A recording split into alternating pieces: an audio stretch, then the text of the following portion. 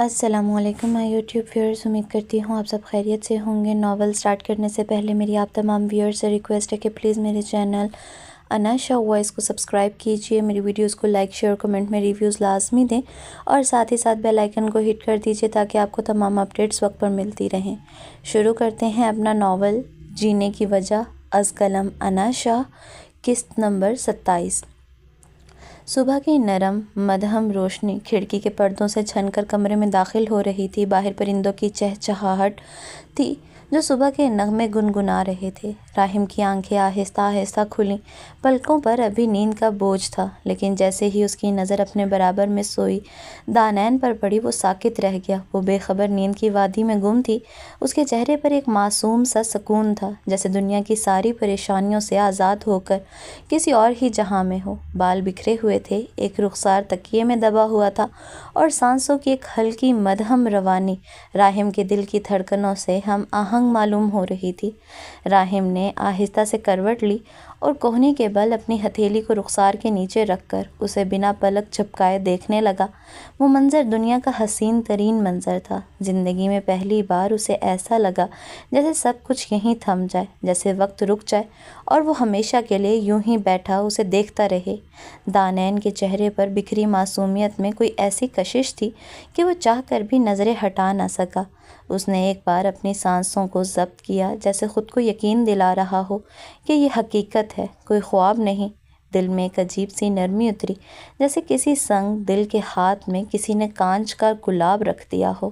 وہ جو ہمیشہ سخت لہجے اور بے رحم آنکھوں کے لیے جانا جاتا تھا، آج اس کے اندر کوئی نرمی، کوئی اپنائیت، کوئی انجانی سی کشش جاگ اٹھی تھی۔ اچانک جیسے ہی راحم کی گہری نظریں دانین کے چہرے پر رکیں، دانین نیند میں ہی کسمسائی۔ اس کے ماتھے پر ہلکی شکنیں ابھریں، جیسے وہ کسی انجانی کیفیت میں جاگنے اور سونے کی کشمکش میں ہو۔ راحم نے فوراً سیدھا ہو کر بیٹھنے کی کوشش کی، مگر اس سے پہلے ہی دانین کے پلکوں میں ہلچل ہوئی اور اسے نیند سے بوجھل آنکھوں سے اپنی پلکیں اٹھائیں۔ راحم کی سانس اٹک گئی۔ ایک لمحے کو وہ دونوں ساکت ہو گئے۔ دانین نے حیرانی سے اپنے ارد گرد نظر دوڑائی، جیسے نیند کے خمار میں سمجھنے کی کوشش کر رہی ہو کہ یہ سب خواب ہے یا حقیقت۔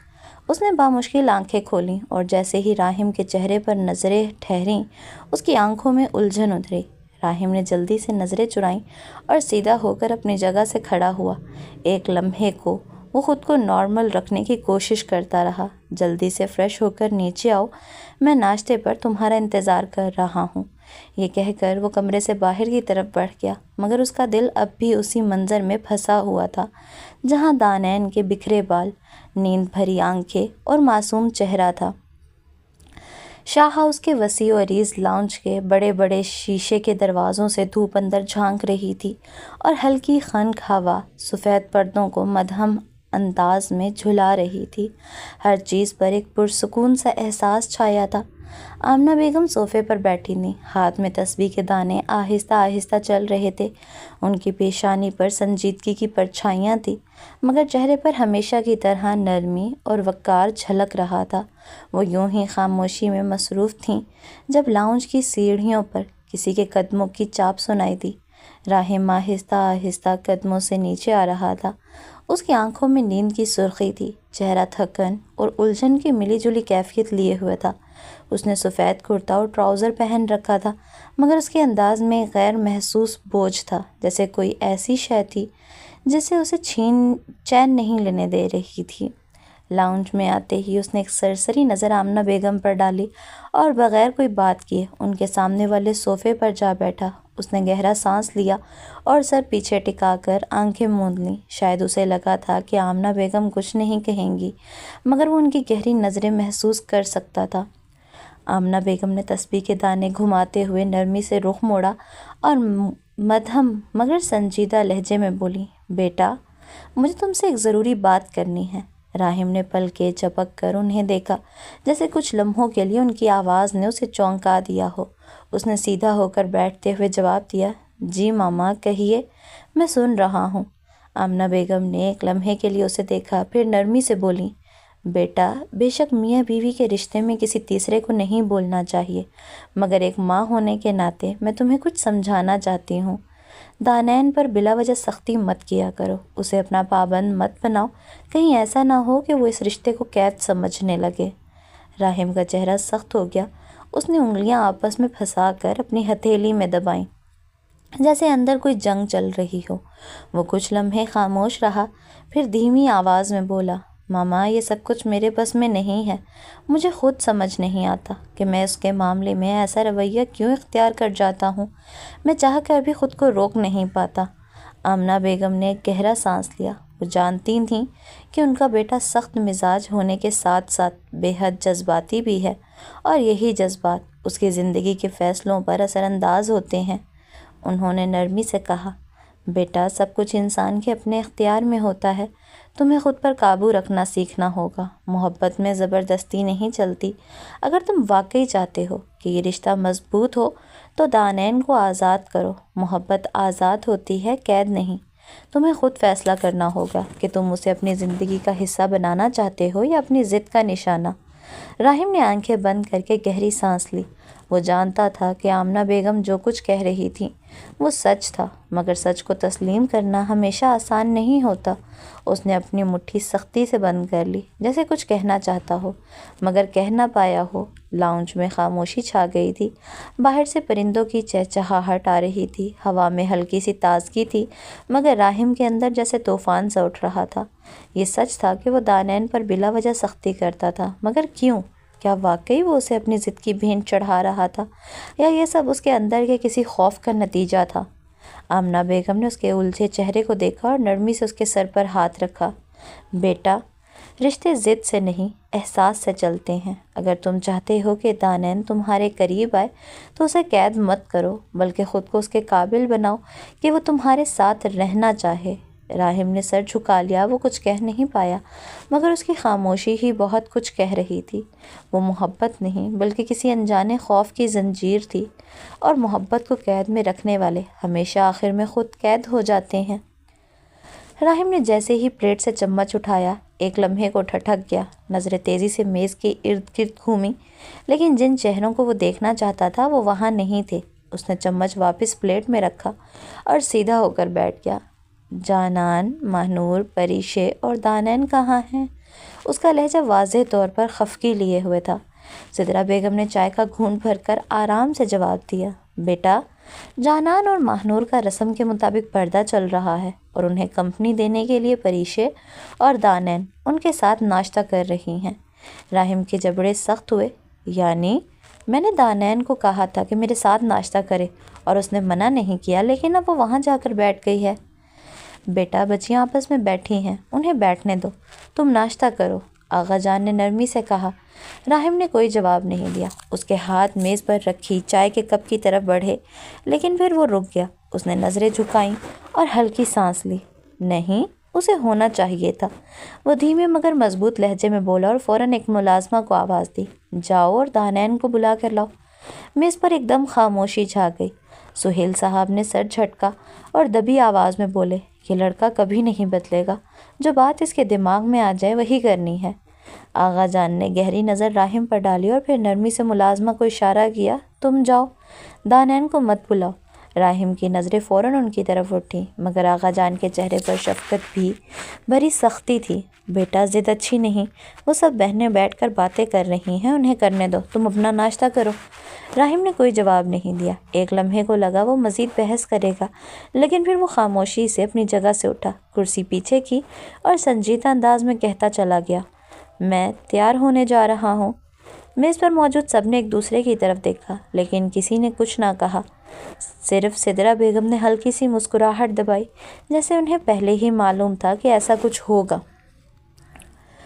آفس کے کیبن میں گہری خاموشی چھائی ہوئی تھی، جسے صرف کبھی کبھار کاغذ پلٹنے یا گھڑی کی ٹک ٹک توڑ رہی تھی۔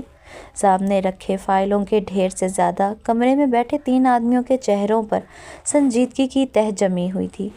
یہ ڈیل اگر فائنل ہو گئی تو اگلے 5 سال کے لیے ہمیں مارکیٹ میں کوئی مسئلہ نہیں ہوگا، راحم نے فائل کو بند کرتے ہوئے مضبوط لہجے میں کہا، لیکن ہمیں دوسری پارٹی کی کچھ شرائط دوبارہ دیکھنی ہوں گی، مجھے ان پر مکمل بھروسہ نہیں۔ ارشمان نے انگلی سے فائل کے ایک پوائنٹ پر نشان لگاتے ہوئے اپنی مخصوص سنجیدگی سے کہا، ہمیں ان کے بیک گراؤنڈ مزید کلیئر کرنی ہوگی۔ اذلان نے ہلکے سے سر ہلاتے ہوئے فائل کی طرف اشارہ کیا۔ ابھی وہ مزید کچھ کہنے ہی والا تھا کہ ٹیبل پر رکھا انٹرکام بجا۔ راہم ایک لمحے کو رکا اور پھر بیزاری سے بٹن دبایا۔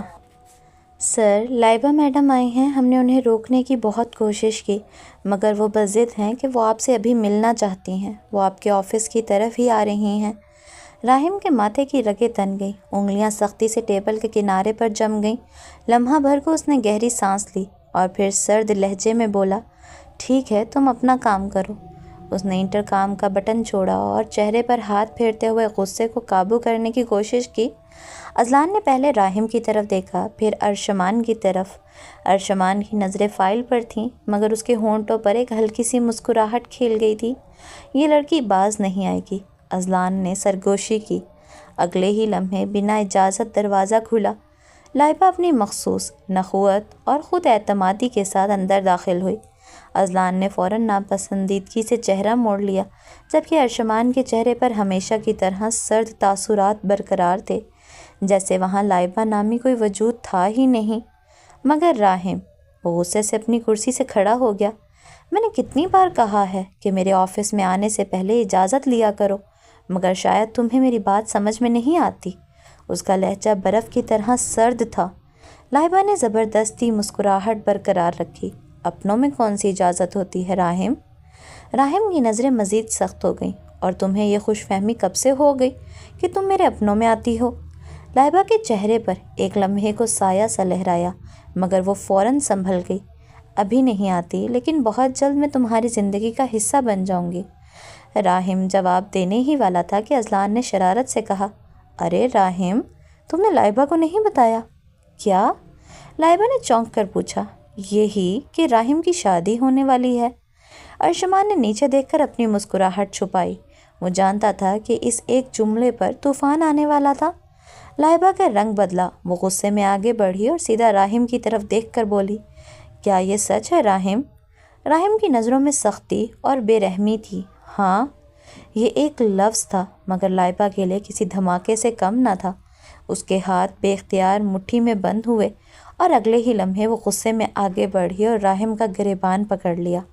تم ایسا میرے ساتھ کیسے کر سکتے ہو؟ تمہیں معلوم تھا کہ میں تم سے محبت کرتی ہوں۔ اس کی آواز کانپ رہی تھی۔ راہم کے صبر کا پیمانہ لبریز ہو گیا۔ اس نے غصے سے اس کے ہاتھ جھٹک دیے۔ تمہاری ہمت کیسی ہوئی کہ تم نے میرے گریبان تک ہاتھ ڈالا؟ اور تم نے خوب کہی، شادی کرنے نہیں جا رہا بلکہ میرا نکاح ہو چکا ہے۔ لائبہ کی آنکھوں میں شدید حیرانی اور غصہ تھا۔ اور یاد رکھو، میں نے تم سے کبھی محبت کے دعوے نہیں کیے تھے، یہ سب کچھ تمہاری طرف سے تھا۔ لائبہ نے بے یقینی سے اسے دیکھا۔ یہ سب مذاق لگ رہا ہے مجھے، تم کسی اور کے ہو جاؤ، یہ میں کبھی برداشت نہیں کر سکتی۔ راہم کی آنکھوں میں چنگاریاں دہکنے لگی۔ جس سے میرا نکاح ہوا ہے وہ میری محبت، میرا عشق، میرا جنون ہے۔ لائبہ پاگلوں کی طرح ہنسی۔ If you can't be mine, then I won't let anyone else have you either۔ یہ سن کر راہم کا ضبط ٹوٹ گیا۔ اس نے ایک زوردار تھپڑ لائبہ کے چہرے پر مارا۔ Stay away from my wife، Laiba. If you ever dare to harm her, I swear I will destroy you۔ You won't be able to live nor die in peace۔ Laiba نے بے یقینی سے راہم کی طرف دیکھا، ہونٹ سے نکلتا خون صاف کیا اور سرد لہجے میں کہا، You started this راہم، but I will be the one to end it۔ Mark my words، I will throw that worthless girl out of your life۔ This is a promise۔ Laiba صدیقی's promise۔ راہم ایک بار پھر لائبہ پر جھپٹنے والا تھا مگر اذلان اور ارشمان نے اسے روکا۔ لائبہ آخری بار راہم کو دیکھ کر پلٹی اور آفس سے باہر نکل گئی۔ لائبہ کی دھمکیوں اور غصے سے بھرپور نظروں کے باوجود راہم کی پیشانی پر شکن تک نہ آئی تھی، لیکن جیسے ہی وہ کیبن سے باہر نکلی، اندر کا تناؤ ایک دم محسوس ہونے لگا۔ اذلان، جو اب تک سنجیدگی سے معاملہ دیکھ رہا تھا، ایک لمبی سانس لے کر کرسی پر ڈھیر ہو گیا۔ ارشمان نے خاموشی سے پانی کی بوتل اٹھائی اور راہم کی طرف بڑھائی، جو اب بھی ایک ہاتھ میز پر رکھے دوسرے ہاتھ کی انگلیوں سے پیشانی مسل رہا تھا۔ پانی پیو راہم۔ ارشمان کی آواز میں وہی سختی تھی جو ہمیشہ رہتی تھی، مگر اس بار اس میں بے نامی تسلی بھی شامل تھی۔ راہم نے بنا کوئی جواب دیے بوتل پکڑی اور ایک ہی گھونٹ میں آدھا پانی پی لیا۔ پانی نے اس کے اندر کی حدت کو کچھ کم تو کیا، مگر وہ بے چینی جو لائبہ کی باتوں کے بعد اس کے دل میں پل رہی تھی وہ بدستور برقرار رہی۔ یار تم لوگ کچھ بولو گے بھی یا مجھے ایسے ہی خاموش بیٹھے دیکھتے رہو گے؟ راہم نے کچھ لمحوں بعد دونوں کو دیکھا جو اس کی طرف ہی متوجہ تھے۔ ہم کیا بولیں راہم، تمہاری حالت دیکھ کر تو لگ رہا ہے کہ کچھ دیر میں تم یہ میز ہی توڑ دو گے، اذلان نے ہمیشہ کی طرح ہلکے پھلکے انداز میں کہا، مگر اس کی آنکھوں میں راہم کے لیے فکر تھی۔ اگر لائبہ نے کچھ بھی کیا تو؟ راہم کی آواز میں وہی سختی اونچ کر آئی جو ہمیشہ ہوتی تھی جب معاملہ دانین کا آتا تھا۔ تو ہم اسے جینے نہیں دیں گے، ارشمان نے سرد لہجے میں کہا، جیسے کوئی ناقابل تردید حقیقت بیان کر رہا ہو۔ اذلان نے بے چینی سے پہلو بدلا اور مسکراتے ہوئے راہم کی طرف جھکا، جیسے وہ ماحول کا بوجھ ہلکا کرنا چاہتا ہو۔ ویسے راہم، کیا تمہیں پتہ ہے کہ تم نے تھوڑی دیر پہلے کیا کہا تھا؟ راہم نے الجھ کر اسے دیکھا، جبکہ ارشمان کی بھی پیشانی پر ہلکی سی شکن ابھری۔ کیا مطلب؟ راہم نے بے نیازی سے کہا، مگر اذلان کی آنکھوں میں کچھ ایسا تھا جس نے اس کی بے چینی بڑھا دی۔ اذلان نے اپنی مسکراہٹ ضبط کرتے ہوئے راہم کو گھورا، جیسے اس کے چہرے پر لکھی تحریر پڑھ رہا ہو۔ تم نے کہا تھا کہ دانین تمہاری محبت، تمہارا عشق اور تمہارا جنون ہے۔ راہم کا پورا وجود چند لمحے کے لیے جیسے ساکت ہو گیا۔ وہ کچھ کہنے کی کوشش میں لب ہلاتا، مگر الفاظ جیسے اس کا ساتھ چھوڑ گئے۔ کیا میں نے واقعی؟ اس نے مدھم لہجے میں خود سے سوال کیا۔ ہاں بالکل، اور نہ صرف کہا بلکہ تمہاری آنکھوں میں بھی وہی جذبات تھے، اذلان نے معنی خیز انداز میں کہا۔ ارشمان نے خاموشی سے راہم کو دیکھا، جیسے وہ اس کے رد عمل کا منتظر تھا۔ راہم کے چہرے پر حیرانی کے ساتھ ساتھ وہی کیفیت ابھر رہی تھی جسے وہ ہمیشہ خود سے چھپاتا آیا تھا۔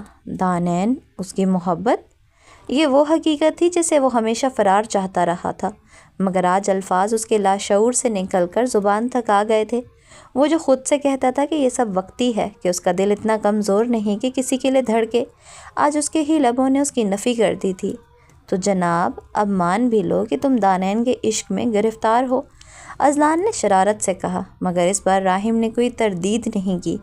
وہ بس کرسی کی پشت سے ٹیک لگا کر گہری سانس لیتے ہوئے آنکھیں بند کر گیا۔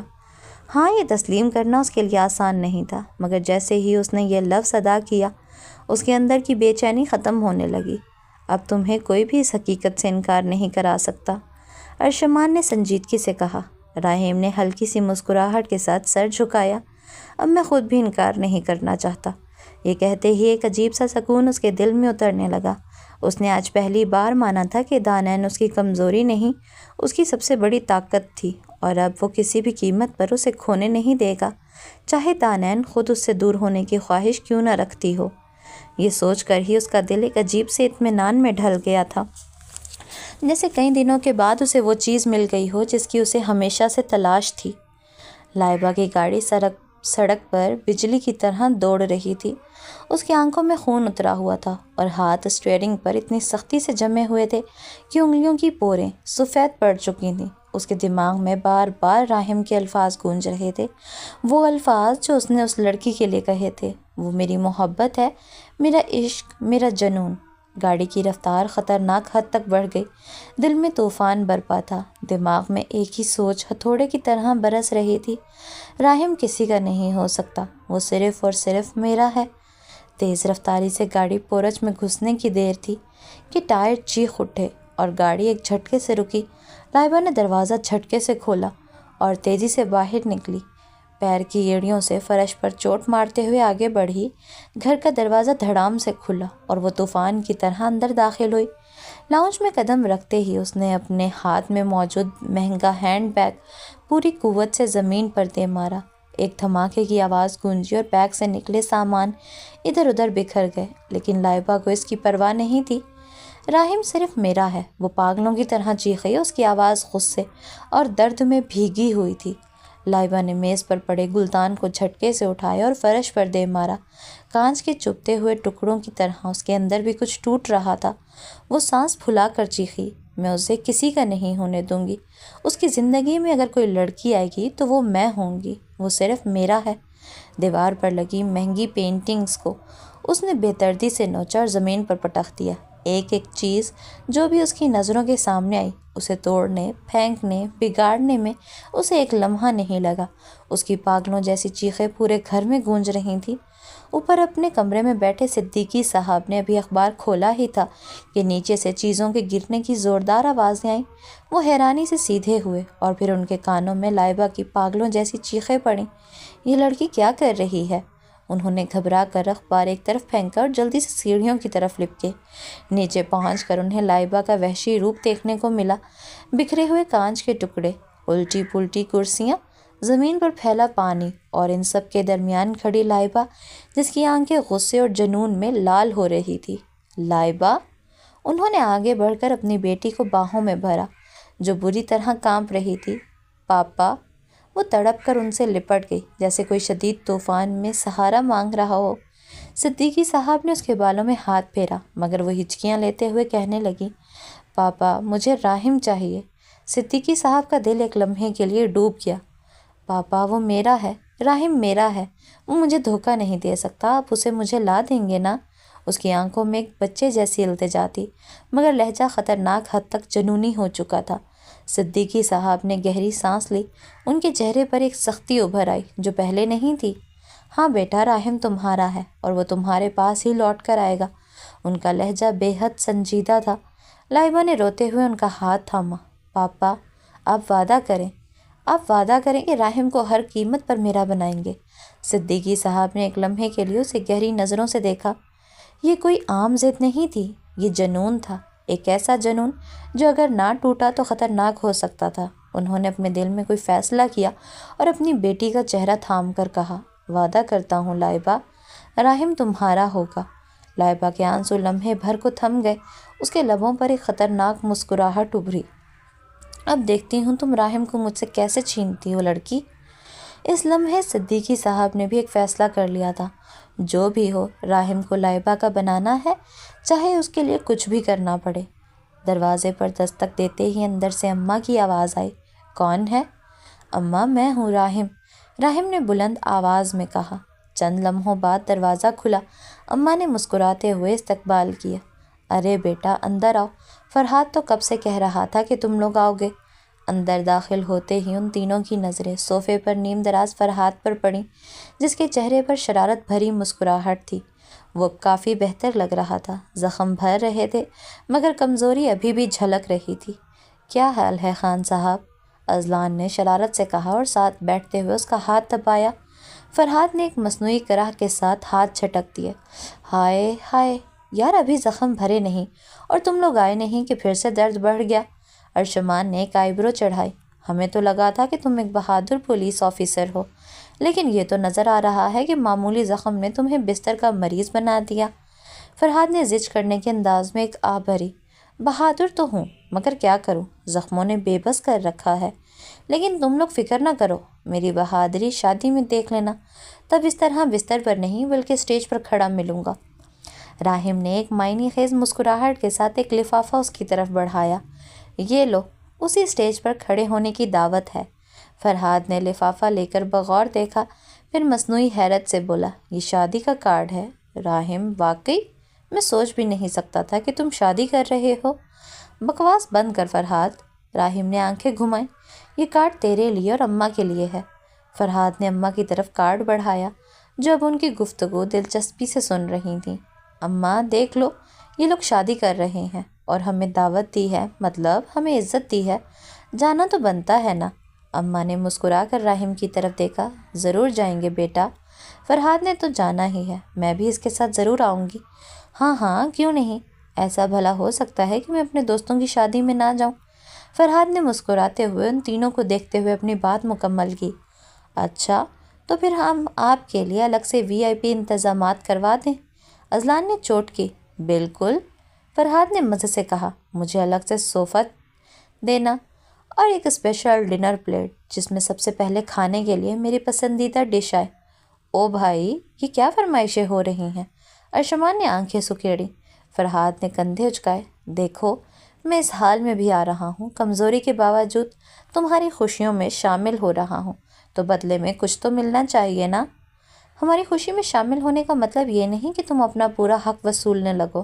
راحم نے سنجیدگی سے کہا، اور ویسے بھی ہماری خوشیوں میں شریک ہونا تمہارا حق بنتا ہے۔ فرحاد نے ہنستے ہوئے ایک آنکھ دبائی۔